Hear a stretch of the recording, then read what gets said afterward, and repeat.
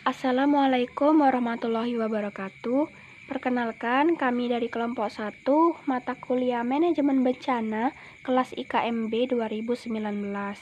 Adapun anggota dari kelompok kami terdiri dari 4 orang, yaitu Anis Mahmuda, Alvina Damayanti, Muhammad Zaki Arif Fajar, dan Windy Nia Cahyani.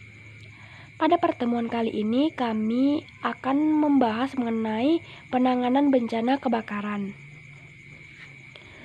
Adapun table of content kita pada pertemuan kali ini terdiri dari 5 topik. Yang pertama mengenai definisi kebakaran, yang kedua faktor-faktor terjadinya kebakaran, yang ketiga pra-bencana kebakaran, yang keempat saat terjadi bencana kebakaran, dan yang terakhir pasca bencana kebakaran. Definisi kebakaran.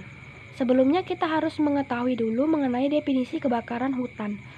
Definisi kebakaran hutan adalah peristiwa di mana wilayah yang terdapat banyak pohon, semak, paku-pakuan, dan rumput mengalami perubahan bentuk yang disebabkan pembakaran yang besar-besaran. Kebakaran hutan menyebabkan hutan dilanda api, sehingga membuat hutan lenyap dimakan api. Adapun faktor-faktor terjadinya kebakaran itu terdiri dari 2, yaitu faktor alam dan faktor ulah manusia. Faktor alam sendiri disebabkan oleh kekeringan, musim panas yang berkepanjangan, dan sambaran petir. Faktor ulah manusia sendiri disebabkan oleh pembakaran hutan secara sengaja untuk membuka lahan baru, membuang puntung rokok sembarangan, dan membakar sampah di dekat hutan. Prabencana kebakaran. Prabencana adalah kondisi sebelum terjadinya bencana atau persiapan yang harus dilakukan sebagai antisipasi. Pada prabencana kebakaran terdiri dari 9 hal yang dapat kita lakukan, yaitu pertama, persiapkan alat-alat pemadam kebakaran hutan. 2. Koordinasi petugas kebakaran dan masyarakat sekitar. 3. Larang anak-anak bermain ke arah hutan yang mungkin terbakar. Yang keempat, pemasangan rambu-rambu jalur evakuasi. Yang kelima, sosialisasi penanggulangan bencana. Yang keenam, persiapkan masker untuk melindungi dan mengurangi gangguan pernapasan dari asap hutan yang terbakar. Yang ketujuh, membuat tempat penampungan air. Yang kedelapan, melakukan pemetaan daerah rawan kebakaran. Dan yang terakhir, menyediakan sistem informasi kebakaran hutan yang cepat, terpadu, dan akurat. Saat terjadi bencana kebakaran, ada 4 hal yang dapat kita lakukan. Yang pertama, menyiapkan tempat pengungsian apabila diperlukan. Yang kedua, upayakan agar api dari hutan atau lahan tidak menjalar ke rumah dan wilayah lain. Yang ketiga, memakai masker atau penutup mulut dan hidung saat berada di luar rumah.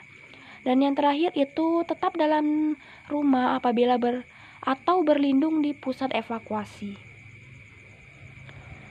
Yang terakhir yaitu pasca bencana kebakaran. Pasca bencana adalah semua usaha, tindakan, atau kegiatan yang meliputi inventarisasi, monitoring, dan evaluasi serta koordinasi dalam rangka menangani suatu areal setelah terbakar.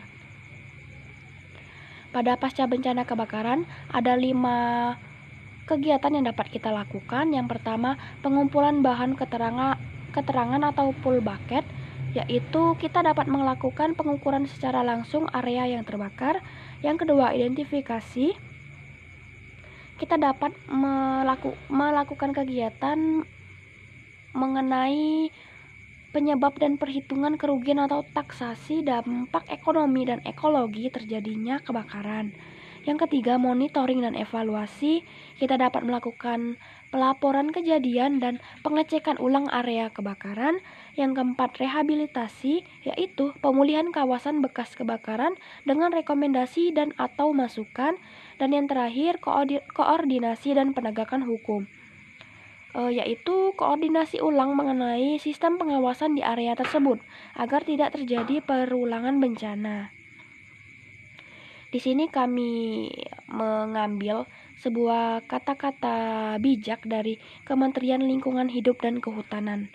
Kata-kata tersebut berbunyi, alam tidak butuh kata-kata mutiara, tapi alam butuh aksi nyata.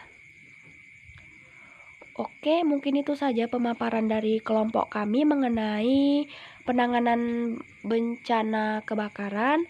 Kurang lebihnya kami mohon maaf. Terima kasih telah mendengarkan. Kami ucapkan